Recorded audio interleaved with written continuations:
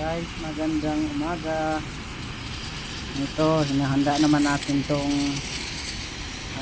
space na to para taniman na naman natin ng kung ano-ano lang yung mapakinabangan. Pansin ko kasi itong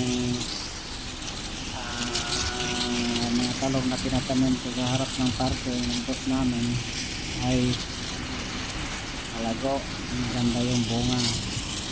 Ayan, naisip ko paalam sa mga maintenance dito sa loob ng subdivision para tataniman din ito ng mga mapakinabangan natin mga gulay.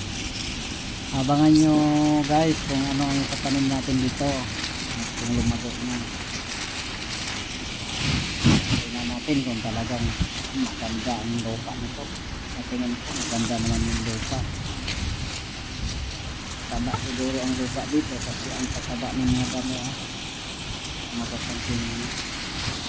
Dahan-dahanin natin itong iandas ng lupa na to para sa mga ipupunla natin ng mga dapat natin tanim tayo dito ulit ng talong, okra, sili, kahit ano mapapinakanan guys.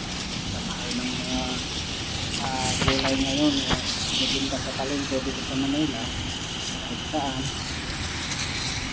kailangan natin umanap ng paraan pagtutunan para may kain tayong mas fresh kaysa nandyan lang sa palengke. Abangan nyo guys, tingnan natin ano resulta.